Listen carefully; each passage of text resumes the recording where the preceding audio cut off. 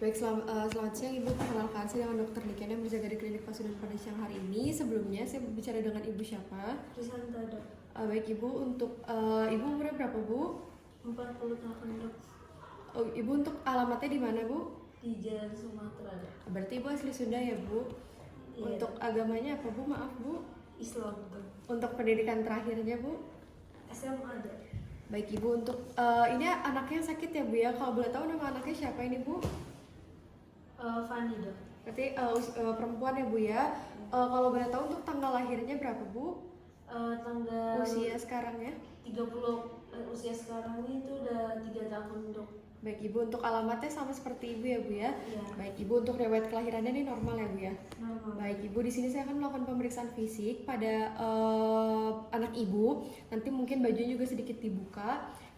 Mungkin adanya sedikit tidak nyaman, tetapi saya sudah meminimalisir. Apakah Ibu bersedia Bu? Bersedia. Baik, di sini saya akan mencuci tangan sesuai dengan langkah WHO dan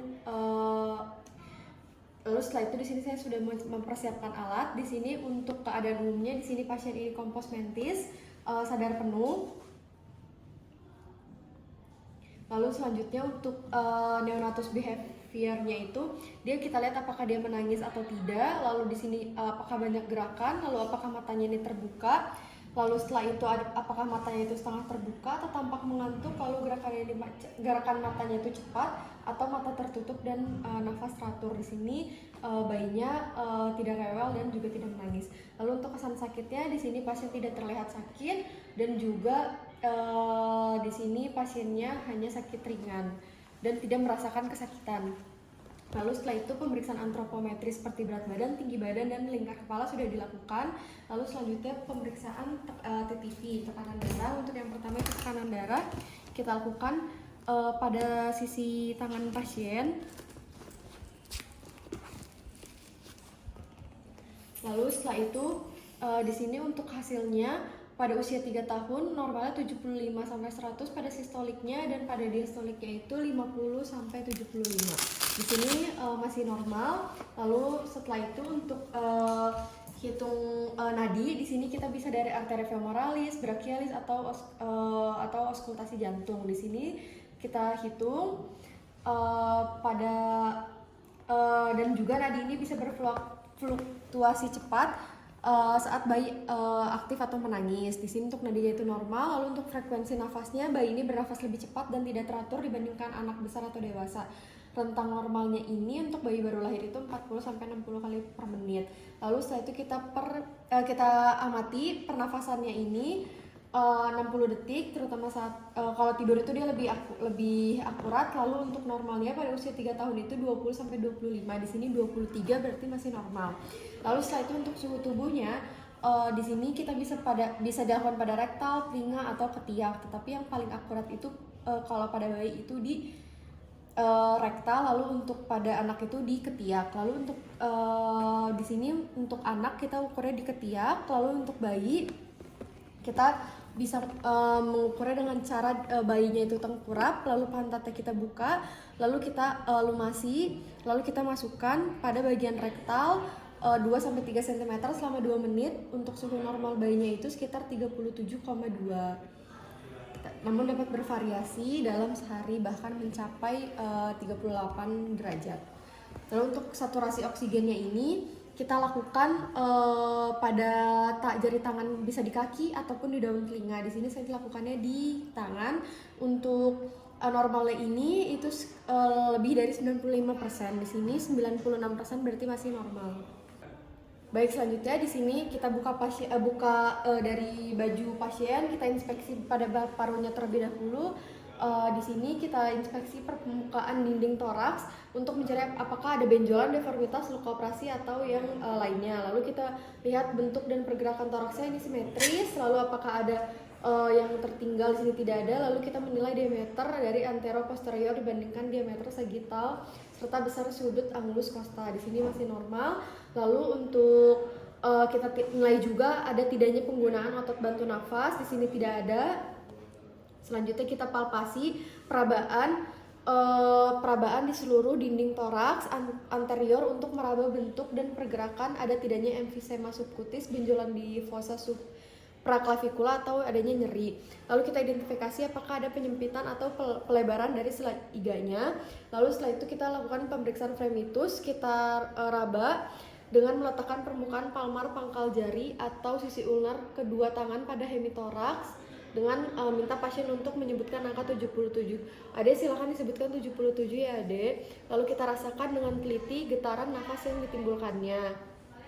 Lalu di sini pada bayi ini palpasi taktil fremitus saat bayi menangis itu untuk menilai getaran paru. Lalu untuk telapak tangannya itu dengan tangan kanan dan kiri dengan kemudian disilang untuk memastikan perabaan sensitivitas. Lalu selanjutnya di sini melakukan pemeriksaan ekspansi pergerakan dinding toraks kiri dan kanan dengan kedua ibu jari saling bertemu dan meminta pasien inspirasi dalam. Silakan ada ditarik nafas. Baik, lalu selanjutnya kita lakukan perkusi. Untuk melakukan perkusi, seluruh toraks anterior dimulai dari apex paru secara berurutan dengan zigzag ke bawah. Lalu setelah itu dibandingkan setiap langkah perkusi dari tiap sisi paru. Lalu setelah itu kita untuk bunyi perkusinya itu sonor, hipersonor, dal atau timpani. Lalu selanjutnya kita lakukan auskultasi.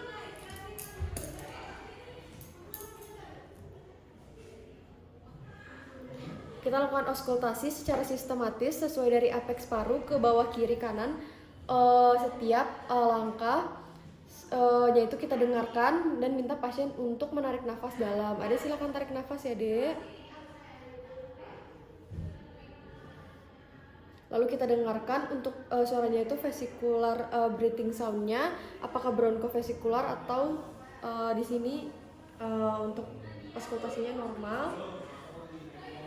Lalu selanjutnya di sini tentukan ada tidaknya suara nafas tambahan seperti wheezing, ronki, terus pleural friction rub, dan juga kalau pada neonatus itu bronchovesicular. Lalu selanjutnya di sini kita inspeksi pada toraks posterior. Kita minta pasien untuk duduk, kita lihat, kita inspeksi perabaan di seluruh toraks posterior untuk menilai bentuk dan pergerakan hemitoraks kiri dan kanan ada tidaknya emfisema subcutis, benjolan atau nyeri tekan. Lalu kita inspeksi, lalu setelah itu kita palpasi melakukan pemeriksaan ekspansi pada toraks posterior dengan ibu jari yang bertemu.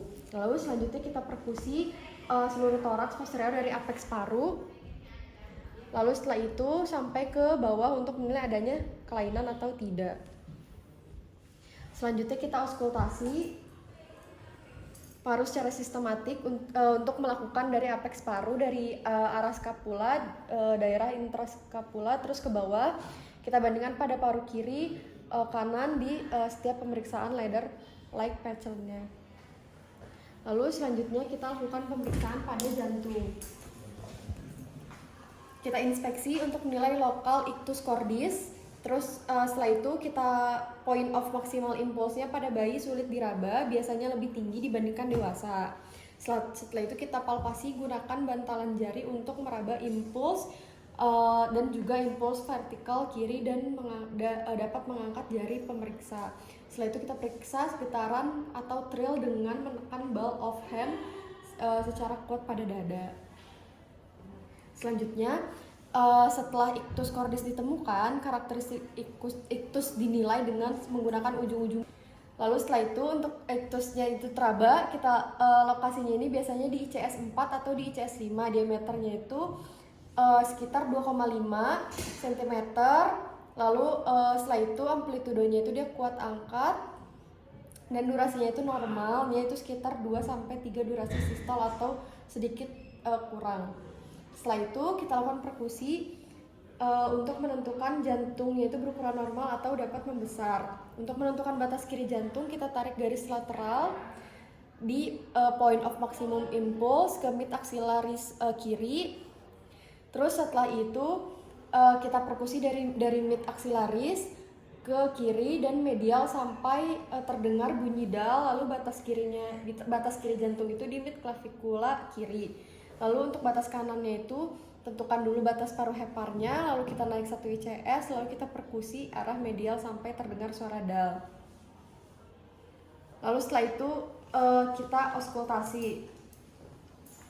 Kita lakukan auskultasi di seluruh perikordium dengan posisi pasien terlentang pada punktum maksimum. Suara katupnya ini yang paling terlentang